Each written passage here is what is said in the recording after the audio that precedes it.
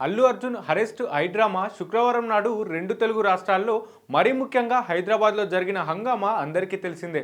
సంధ్యా theatre ఘటనలో బన్నీని arrest చేయడం, remand కోసం కోర్టుకు తరలించడం, నాంపల్లి కోర్టు 14 రోజుల రిమాండ్ ఇవ్వడం జరిగింది. మరోవైపు హైకోర్టులో క్యాష్ పిటిషన్ మీద వాదోపవాదాలు జరిగాయి. కోర్టు బెయిల్ ఇచ్చినా కూడా బన్నీ జైలు నుంచి విడుదల చేయలేదు. దీంతో రేవంత్ ప్రభుత్వం మీద సోషల్ మీడియాలో విమర్శలు వచ్చాయి. దీనిపై విజయశాంతి స్పందించింది. సంధ్యా థియేటర్ ఘటనలో అల్లు అర్జున్ అరెస్ట్, రిమాండ్ వేధింపు, బెయిల్ డ్రామా గురించి అందరికీ తెలిసిందే.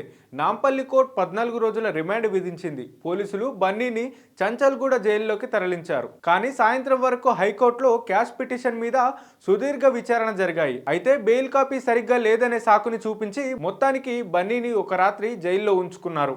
ఇక ఈ ఘటనతో ప్రతిపక్షాలు బన్నీ ఫ్యాన్స్ ప్రభుత్వంపై తీవ్ర విమర్శలు చేస్తున్నాయి. కావాలనే కక్ష సాధింపు చర్యల్లా ఉన్నాయని మండిపడ్డారు. అయితే ఇప్పుడు కాంగ్రెస్ నేత విజయశాంతి స్పందించారు. సంధ్యా థియేటర్ హైదరాబాద్ సంఘటన దృష్ట్యా చట్టం ప్రకారం బాధితుల కుటుంబాల ఫిర్యాదుల అనుసారం ఫైల్ చేయబడ్డ కేసులు, పోలీసుల కార్యాచరణ, కోర్టు విచారణ, ఆ తర్వాత బెయిల్పై విడుదల, ఈ మొత్తంలో ప్రభుత్వ ధోరణి, ప్రత్యేకించి పక్షపాతం అనే పరిస్థితి ఎక్కడుంది?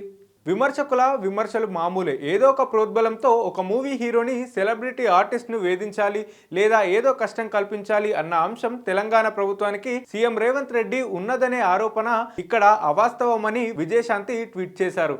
అయితే సీఎం పేరుని మర్చిపోవడం, పలకలేకపోవడం, అలాగే ఈగో హర్ట్ అయి కేసులు పెట్టించి లోపల వేశారు అంటూ సోషల్ మీడియాలో అంతా మాట్లాడుకుంటున్న సంగతి తెలిసిందే. అదే అంశం మీద సీఎం రేవంత్ రెడ్డి కూడా స్పందించారు. అలాంటిదేమీ లేదు, వారి మేనమామ, మామ, ఆయన భార్య తరపున వాళ్ళంతా కూడా కాంగ్రెస్ నాయకులే. అల్లు అర్జున్ తనకు చిన్నతనం నుంచి తెలుసని, ఆయన చుట్టం చట్టమే, చట్టం చుట్టమే అన్నట్టుగా రేవంత్ రెడ్డి అన్నారు. మొత్తానికి అల్లు అర్జునే శనివారం ఉదయం 6:45 రిలీజ్ చేశారు. బన్నీని తీసుకెళ్లినందుకు అల్లు అరవింద్ మామ చంద్రశేఖర్ రెడ్డి వచ్చారు.